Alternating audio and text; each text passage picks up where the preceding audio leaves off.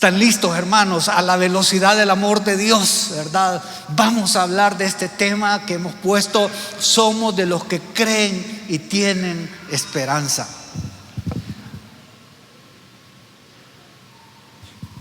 El Señor ha sido tan bueno, y cuando el hermano Marvin hablaba precisamente de ese Salmo 27, veíamos cómo David, ¿verdad?, de una manera sabia puso su confianza en el Señor. A mí me gustaba ver algunas películas de vaqueros cuando estaba chiquito, ¿verdad? Y uno de los momentos así como complicados en las escenas del cine era cuando el pistolero, ¿verdad?, sacaba la pistola y decía: arriba las manos, ¿verdad? ¿Y cuál era la reacción esperada? Ese era el momento crucial, ¿verdad? Porque cuando le decían arriba sus manos, o ponía las manos arriba o sacaba su arma y reaccionaba, ¿sí? Un momento crucial. Pero voy al hecho de lo que significaba levantar las manos, ¿sí? Y levantar las manos era una señal de rendición, es decir, alejar, ¿verdad?, sus manos de la capacidad que tenía de reaccionar con sus pistolas, ¿sí? Entonces, levantar las manos, como hemos cantado hace un momento, ¿verdad?, es una señal de rendición, ¿sí? Y usted y yo somos desafiados a rendirnos delante de Dios. Una de las cosas que quizás usted incluiría en un resumen de su vida, ese momento tan especial cuando usted, no sé qué tamaño era su fe en ese momento, pero usted decidió reconocer que Jesucristo era el Señor y Salvador de su vida, ¿sí? Ese momento para mí, el 2 de abril de 1989, ya sé, ni había nacido, han de haber pensado muchos de los chicos que están por aquí. Pero el punto, hermanos, es que ese es un punto de inflexión. Y desde ese momento hasta acá, hermanos, probablemente, y tratando de resumir mi vida, yo vería todos esos momentos en los que yo viví queriendo hacer la voluntad de Dios, pero al mismo tiempo fracasando. ¿Cuántas veces en estos años de ser creyente le he fallado a mi Señor? Sí, pero bendito sea Él, que en su misericordia aún estoy aquí para hablar de que hay esperanza en Él, que en su misericordia y en su fidelidad, y no por nuestra fidelidad, sino por su misericordia, es que estamos hasta aquí. Y el Señor sigue teniendo un propósito para mí y sigue teniendo un propósito para usted, a pesar de lo que somos. Alguien dijo: bueno, el Señor te ama así como eres. One moment, dijo el gringo. No, Dios nos ama a pesar de lo que somos. Porque hablando en salvadoreño, ¿verdad?, delante de la presencia del Señor estamos chulones. Eso significa que estamos desnudos y no podemos esconder nada delante de Él, y Él nos conoce tal cual somos. Entonces, somos de los que creemos y tenemos esperanza. Santiago capítulo 1, versos del 2 al 8. Y ese es el texto que yo quisiera compartir esta mañana. Fue escrito no por el apóstol Santiago, sino por Santiago, el hermano de Jesús. Y fue escrito por ahí por el año 40 después de Cristo, según los historiadores. Y fue escrito porque Santiago estaba preocupado por todos los hermanos, ¿verdad?, que estaban sufriendo persecución alrededor de diferentes naciones. Aunque Santiago estaba en Jerusalén, él estaba seriamente preocupado por ellos. Y creo que todavía nosotros ahora vemos con claridad, ¿verdad?, esas escenas de las deportaciones en los Estados Unidos, ¿verdad? Pero las persecuciones que sufrían los cristianos en el primer siglo eran tan terribles que acababan con la muerte de ellos. Bueno, quisiera entonces que por favor me ayudaran a leer en la palabra de Dios, y si no, pues por ahí está proyectado lo que dice Santiago capítulo 1, versos del 2 al 8. Y dice la palabra así: amados hermanos, cuando tengan que enfrentar cualquier tipo de problemas, considérenlo como un tiempo para alegrarse mucho. Wow. Porque ustedes saben que siempre que se pone a prueba la fe, la constancia tiene una oportunidad para desarrollarse.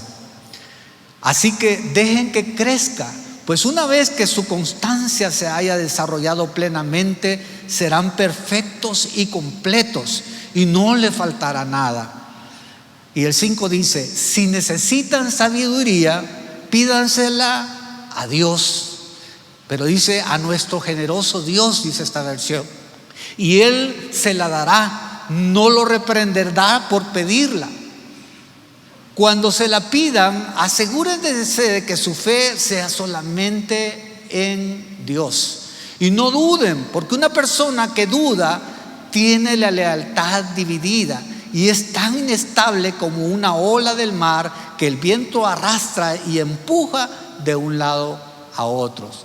Esas personas no deberían esperar nada del Señor. Su lealtad está dividida entre Dios y el mundo y son inestables en todo lo que hacen.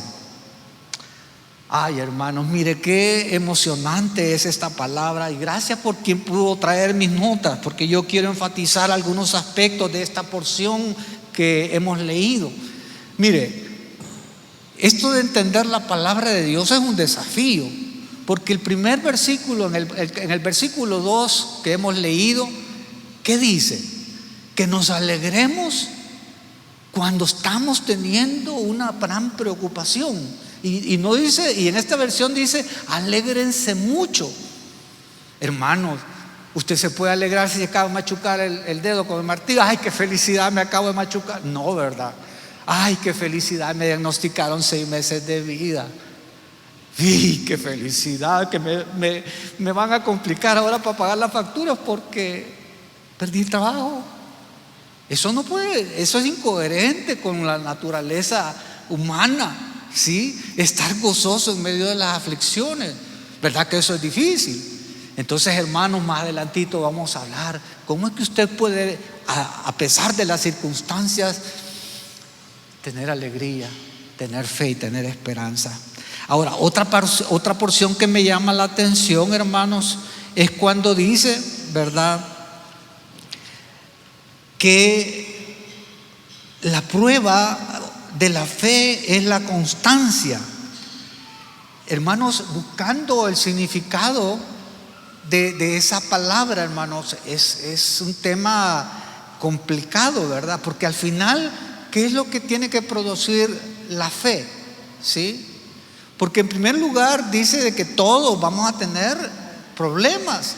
O sea, no es excepcional que usted tenga preocupaciones, pero en medio de esas preocupaciones la intención de Dios es que su fe, de alguna manera, ante las pruebas genere paciencia. Paciencia dice la versión Reina Valera, ¿verdad? Pero en esta versión dice constancia. Y yo me fui entonces a revisar un poco en la Biblia paralela, ¿verdad?, el origen de esa palabra que se traduce como paciencia. Y es que hoy hay una palabra, para mí una nueva palabra, un neologismo, ¿verdad? Dicen la resiliencia. ¿Ha oído esa palabra? ¿Sí? Y esa tiene que ver con la capacidad que tienen las personas de resistir. Ahora, una traducción literal del griego de esta palabra, y que creo que para nosotros los salvadoreños es más fácil de entender, es aguante. ¿Sí? Ahora, ya en una interpretación, hermanos, más profunda, esto tiene que ver con tener una perseverancia activa. ¿Sí? La fe produce una perseverancia activa, es decir, una confianza permanente en que lo bueno está por ocurrir. Ahora, estamos hablando entonces de la fe. Mire, en la Biblia aparece una definición literal de lo que es la fe, y aparece ahí en Hebreos 11:1. Si me ayuda multimedia, por favor. ¿Sí? Hebreos 11:1, y no está por ahí descrita, se lo voy a recitar. Al menos en la Reina Valera dice lo siguiente: es pues la fe la certeza de lo que se espera y la convicción de lo que no se ve. A ver, analicemos. Es la certeza de lo que se espera, la convicción de lo que no se ve. Ay, mire qué interesante. Tan interesante es que un pastor, el hermano Edwin Luis Cole, en uno de sus libros de Hombría Máxima, dice que esta definición es tan buena que coincide exactamente con la definición de ansiedad. Ay, mire, hermanos, ¿alguien ha oído hablar de la ansiedad? ¿Ha oído hablar del estrés? ¿Ha oído hablar del S4? Porque el estrés es tan terrible que ya fue 4 y 5, ¿verdad? El punto es, mire qué interesante, pues la ansiedad es la certeza de lo que se espera, pero en un sentido negativo, ¿sí?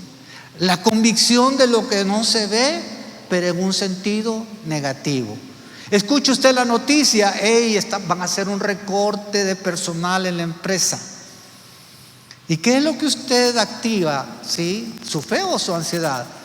Ay, yo voy a ser uno de los desafortunados. No, gracias a Dios, bueno, yo estoy haciendo bien mi trabajo como para el Señor.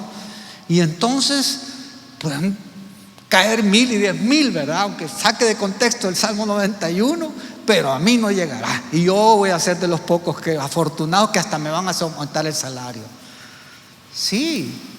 Eso sucede, hermanos, en el día a día, que a veces nuestra mente se deja mover por las circunstancias, ¿sí? Y la ansiedad es una enfermedad, hermanos. Si supiera usted los millones de dólares que gana la industria farmacéutica vendiendo ansiolíticos, igual, ¿verdad? También otros tantos millones para la depresión, porque la depresión es estado tal de que le den la mejor buena noticia, usted va a levantar la cabeza, porque está de plano en un estado de derrota, ¿sí? Entonces los cristianos pueden entrar en ansiedad y en depresión.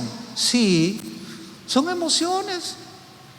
Bueno, son enfermedades también, pero no es el motivo hablar de las enfermedades, sino hablar de la condición que usted adopta cuando vienen vicisitudes a su vida. A ver, se lo voy a poner de una manera ilustrativa. ¿Sabía usted que el próximo 6 de agosto vamos a ir a un retiro de Entre Pinos? ¿Cuántos conocen Entre Pinos? Poquito, ¿verdad? Bueno, cierren por favor todos sus ojos. Les voy a contar cómo es Entre Pinos y usted trate por favor de imaginarse cómo es el lugar. Ay, qué lindo va a ser ese 6 de agosto cuando llegamos a Entre Pinos.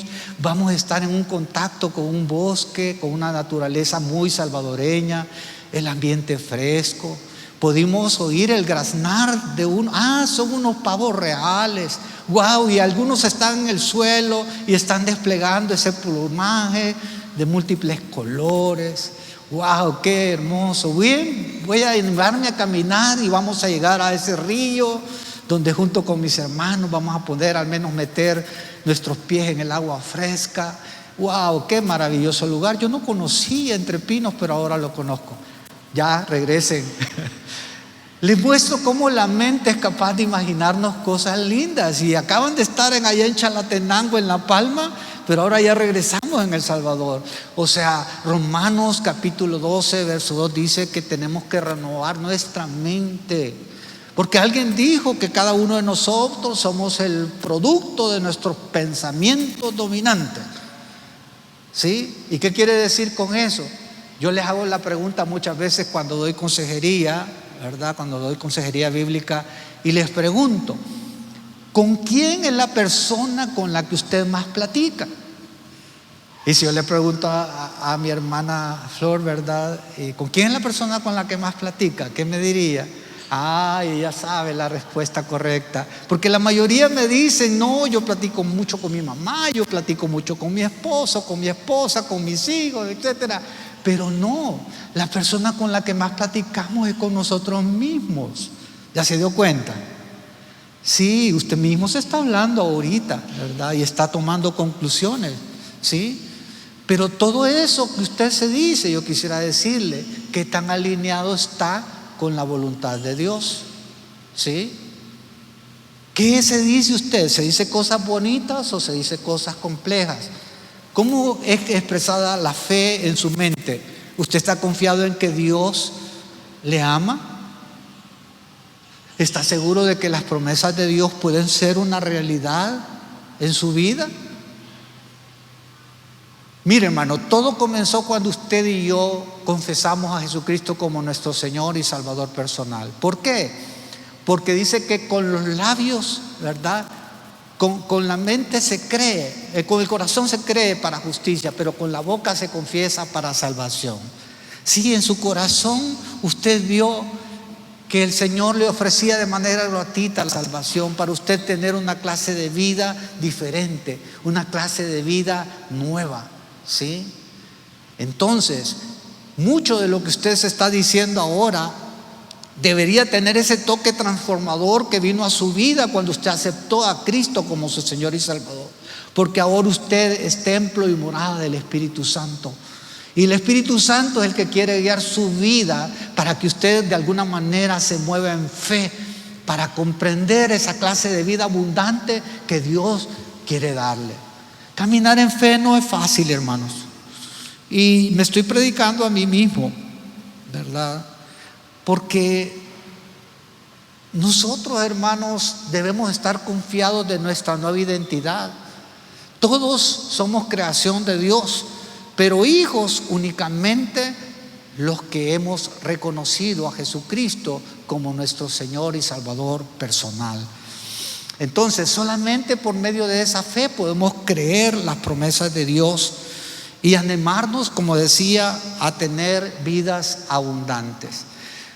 La palabra de Dios dice en Juan 10:10 que el ladrón no vino sino a hurtar, a matar y a destruir. Y esas son palabras de Jesús, que dijo: pero yo he venido para que tengan vida y la tengan en abundancia. ¿Sí? Cuando uno igual se va al análisis del significado de esa palabra vida, hermano, ¿verdad? Esa vida abundante es una vida que trasciende lo que nosotros creemos en nuestra naturaleza, ¿sí? Dice también la palabra de Dios en una de mis porciones favoritas, en Juan 14:6, dice: yo soy el camino, la verdad y la vida. En otras versiones dice: yo soy el camino, o sea, el camino directo a la presencia de Dios.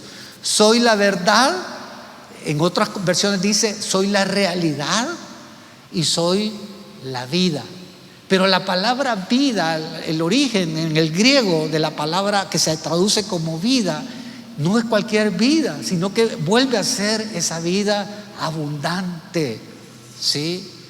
Entonces Dios quiere que tengamos una clase de vida abundante. Lo natural es que a usted le digan: ¿y cómo esperas tú? Porque todos tenemos fe. ¿Quiénes tenemos fe? Todos, ¿verdad? Sí, todos tenemos fe. Yo, por ejemplo, tengo fe que mañana voy a despertar y voy a iniciar mis labores de trabajo, etcétera. ¿Sí? Usted tiene fe que después de aquí vamos a ir al refrigerio, ¿sí o no?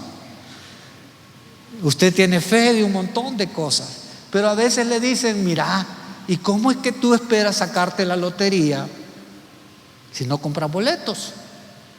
O le dicen: bueno, lo que es el sentido común, ¿cómo esperas correr una maratón si no has entrenado? ¿Sí? Es ilógico que me digan: mira, mañana vas a correr 42 kilómetros, ¿verdad? Y yo con correr 2 cuadras ya tengo la lengua de corbata. No puede ser. Si no hago un entrenamiento, una preparación, cambio mis hábitos de alimentación y me preparo, me entreno para poder correr los 42 kilómetros, es imposible, ¿sí? Imposible en lo humano.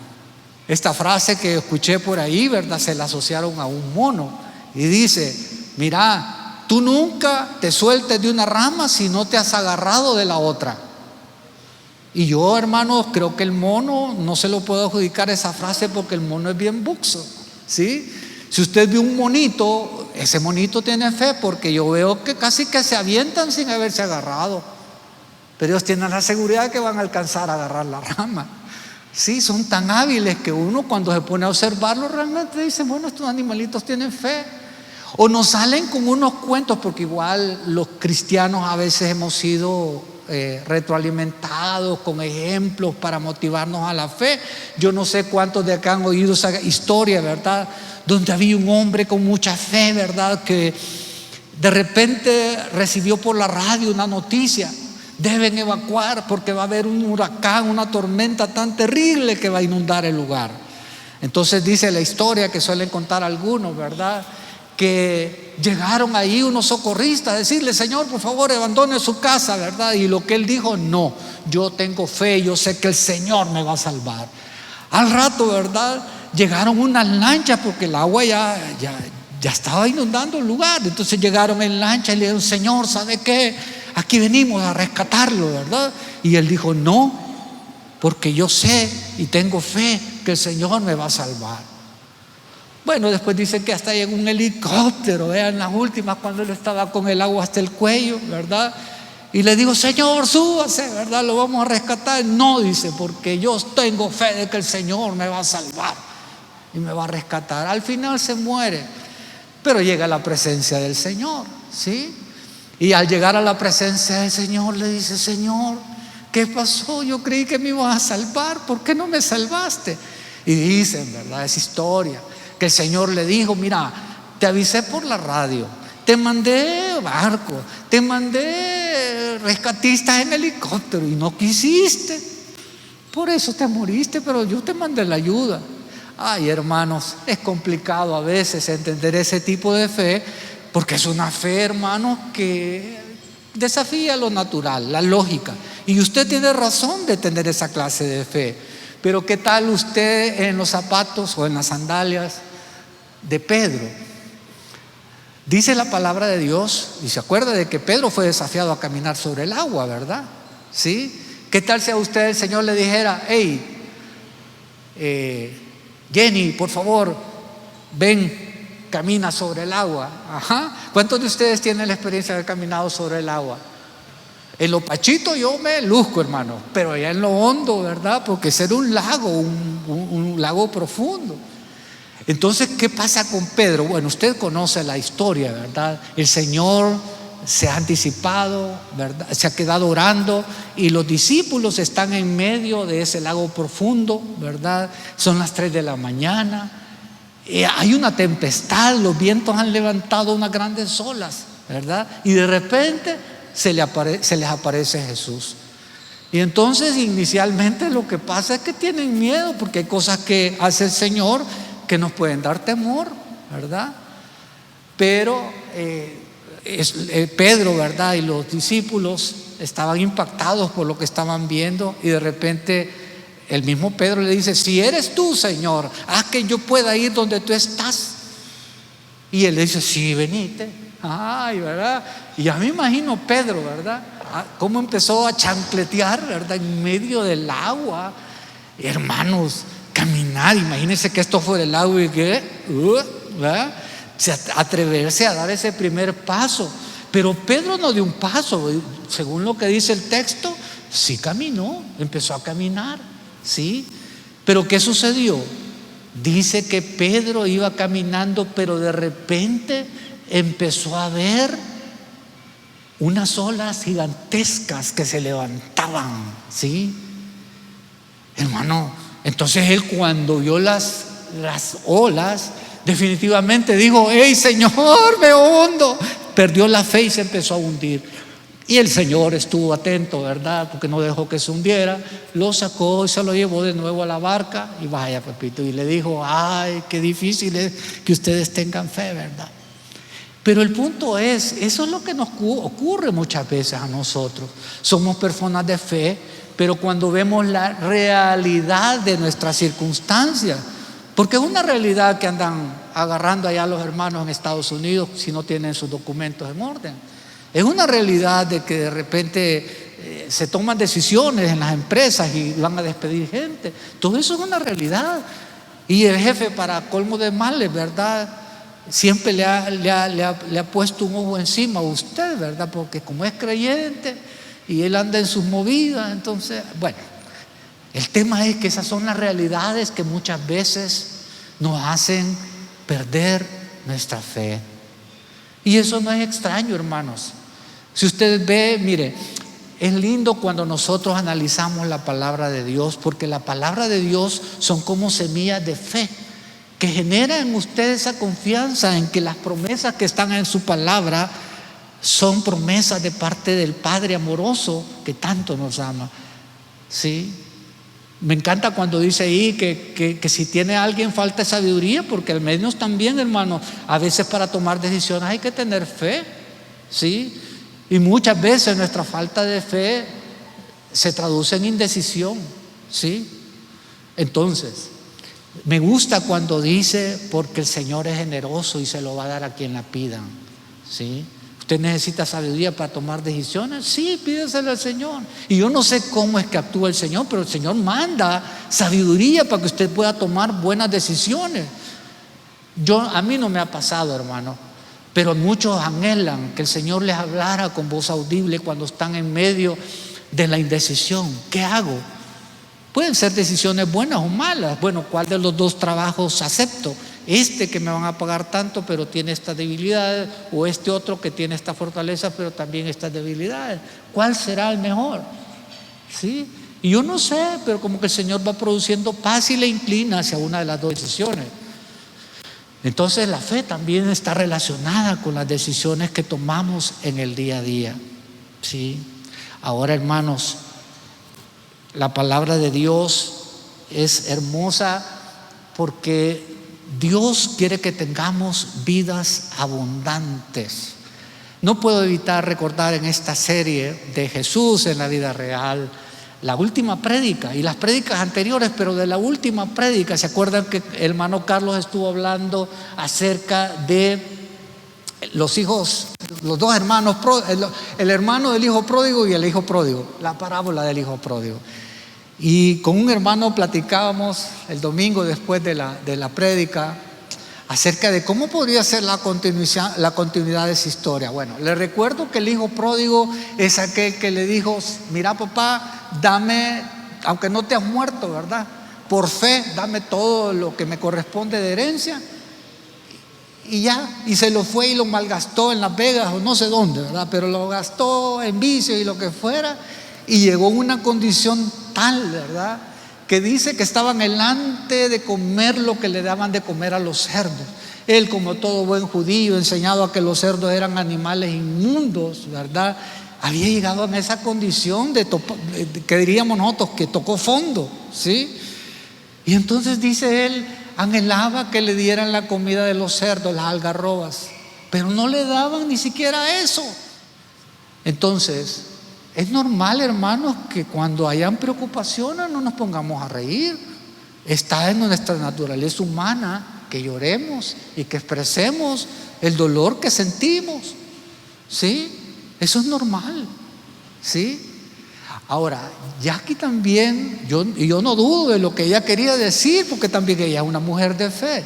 Cuando me dijeron que me quedaban 6 meses de vida, eso fue aproximadamente hace unos 22 años, ¿verdad? Más o menos. ¿Sí?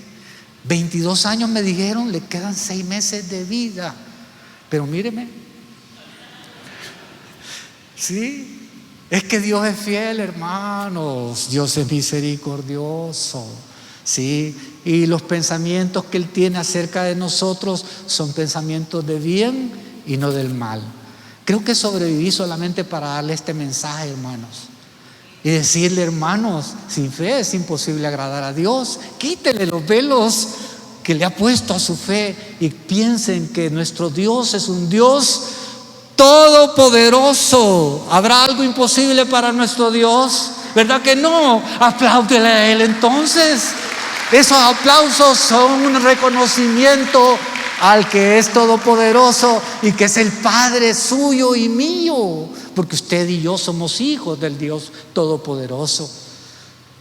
Yo estaba muriéndome literalmente durante un mes, desangrándome, y esa mujer, que es mi esposa, no dejó de confiar de que Dios iba a hacer el milagro. ¿Sí? Y yo, obviamente, ¿verdad?, como médico objetivo científico, y dije, no, 2 por 2 son 4, y 4 por 4, 16, y esto es lo que va a pasar. Lo mínimo que voy a quedar con un tubo de colostomía y me voy a morir, ¿verdad? Porque ya de plano los mejores médicos de aquel entonces y la mejor tecnología disponible dijeron, va a morir. ¿Sí? Pero no, el Señor hizo un milagro y bueno, otro día le voy a contar los detalles. Pero entonces, hermanos, Dios es tan fiel y es tan bueno. Y finalizo con otra noticia que me dieron, que mi hermana efectivamente estuvo en coma vigil durante 13 años y medio. ¿Usted sabe lo que es perder a un ser querido? Mi hermanita era una mujer hermosa, linda, de todo sentido. Además, cuando la gente se muere, uno siempre habla lo más lindo de ellos. Aunque tuviera defectos, hermanos, ella es una mujer que reconoció a Jesucristo como Señor y Salvador personal. Y yo tengo la confianza de que voy a verla de nuevo un día. Una de las primeras inspiraciones que tuvo a la hora de preparar este mensaje es ver ese pasaje de Primera de Tesalonicenses en el capítulo 4, cuando las personas, capítulo 4, verso 13, creo que los hermanos los tienen ahí, dice, y ese versículo: y amados, ahora hermanos, queremos que sepan lo que sucederá con los creyentes que han muerto, para que no se entristezcan como los que no tienen esperanza. Por eso intitulé: somos de los que creemos y de los que tenemos esperanza, porque tengo la esperanza de ver a mi hermana, ¿sí? Y ese contexto, cuando fue escrito esta carta a los que habitaban en Tesalónica, tiene que ver con la tristeza y la preocupación que tenían los hermanos, ¿verdad? Respecto a qué iba a pasar con aquellos que habían muerto. Y la palabra de Dios es maravillosa, porque continúa diciendo: pues ya que creemos que Jesús murió y resucitó, también creemos que cuando Jesús vuelva, Dios traerá junto con Él a los creyentes que hayan muerto. Les decimos lo siguiente de parte del Señor: nosotros, los que todavía estemos vivos cuando el Señor regrese, no nos encontraremos con Él antes de los que hayan muerto. Pues el Señor mismo descenderá del cielo con un grito de mando, con voz de arcángel y con el llamado de la trompeta de Dios. Primero los creyentes que hayan muerto se levantarán de sus tumbas. Luego, junto con ellos, nosotros, los que aún sigamos vivos sobre la tierra, seremos arrebatados en las nubes para encontrarnos con el Señor en el aire. Entonces estaremos con el Señor para siempre. Cuando vienen dificultades, nosotros oímos consejos que dicen: ay, no le pregunte a Dios por qué, sino que para qué. Algunas veces queremos encontrar en el consuelo de Dios, ¿verdad?, la palabra que nos sustente y nos dé una razón. Y créanme que en mi caso particular puedo concluir muchas razones del todo lo que viví con la muerte de mi hermana, pero al final digo: gracias, Señor, porque tú eres soberano sobre todo. No creemos que con la muerte se acaba todo. La muerte solo es un principio, ¿sí? Pero mientras usted y yo estamos aquí, tenemos que tener una vida abundante. Tenemos que aprender de que la eternidad es buena, como decía un hermano, y la vida también es buena, y hay que estar preparadas para ambas, ¿sí? Hoy que usted está aquí, Dios tiene un plan para su vida, tiene un propósito. Y ese propósito solo lo puede alcanzar si pone usted su mirada única y exclusivamente en el Señor. Y en esta mañana le está desafiando a que tenga fe. Por favor, cierre sus ojos un momento. Déjenme hacer una oración para declarar una bendición y vida abundante para cada uno de ustedes, que son los hijos amados del Señor. Gracias, Señor, porque en esta mañana tu Espíritu Santo nos revela que aceptar esa enfermedad crónica, Señor, que nos ha sido diagnosticado, no es tu porción, Señor. Tu porción es darnos sanidad, Señor. Gracias, Señor, por hacernos entender que permitir que nuestros errores pasados nos definan no es la clase de vida que tú quieres, Señor. Tú has perdonado todos nuestros pecados, Señor, y los has sepultado en lo más profundo del mar. Gracias, Señor, porque no queremos vivir con temor, con miedo. Echamos, como dice tu palabra, toda nuestra ansiedad sobre ti, porque tú tienes cuidado primoroso de cada uno de nosotros. Gracias, Señor, porque nos despojamos del peso, de la vergüenza que pueda haber en nuestra vida, porque podemos declarar, Señor, que rompemos toda cautividad del dolor, Señor, y el trauma que haya venido sobre nosotros. Tú sanas nuestras emociones, Señor. Tú rescatas del hoyo nuestra alma, Señor. Y gracias porque tú rompes todo yugo de adicción sobre nuestras vidas. Por favor, Señor, rompe toda adicción a drogas, a medicamentos, a pornografía, Señor, en el nombre de Jesús. Gracias, Señor, porque toda amargura se va, porque tú nos liberas de toda falta de perdón, Señor. Gracias, Señor, porque renunciamos a permanecer rotos, Señor, debido a cualquier traición que nos haya ocurrido o cualquier pérdida que hayamos tenido, Señor. Ahora, gracias, Señor. Gracias que por medio de la fe ahora podemos declarar las cosas que no son como si fueran, Señor. Decidimos caminar, Señor, en la certeza, en la convicción de tus promesas, Señor. Gracias por tu fidelidad, Señor, y por tu amor. En el nombre de Jesús. En el nombre de Jesús. Bueno, hemos reflexionado que tú y yo somos hijos de Dios. Para ti y para mí, el Señor ha escrito, nos ha dejado el legado de ese testamento, de esa herencia maravillosa. Y déjame recordarte que el Dios en el que hemos creído es un Dios omnisciente. Él sabe todo exactamente qué es lo que está ocurriendo en tu vida. Y Él es todopoderoso. Él no ha cambiado, Él es inmutable. Y así como te amó, te ama y te seguirá amando. Algunos creen que el futuro no existe, pero si tú tienes incertidumbre sobre tu futuro es un futuro maravilloso que tiene que ver con una eternidad en la presencia de ese Dios altísimo. Y eso sobrepasa todo entendimiento humano.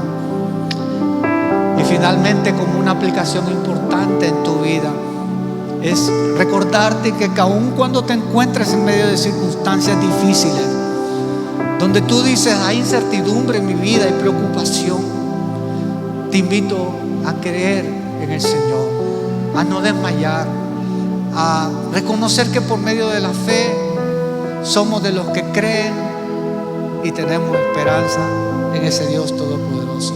Amén. Espero que el Señor te haya hablado a tu corazón a través de la palabra de Dios y que quieras abrirle tu corazón a Jesucristo. Es la mejor decisión que puedes hacer.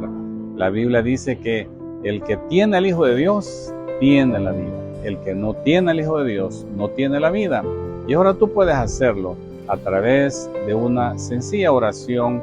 Repite conmigo en tu corazón y dile: Señor Jesucristo, reconozco que he estado apartado de ti. Reconozco que no puedo vivir sin ti. No puedo hacer la vida sin tu poder. Ayúdame, entra a mi vida, perdona mis pecados. Reconozco que tú eres mi Señor y Salvador. Te quiero dar las gracias por tu sacrificio en la cruz y porque ahora vives en mi vida. Gracias, Señor Jesús. En tu nombre, amén. Seguir adelante a buscar una iglesia donde congregarse, o si quieres congregarte con nosotros para que des los pasos iniciales a través del proceso, dijiste que sí. Te esperamos.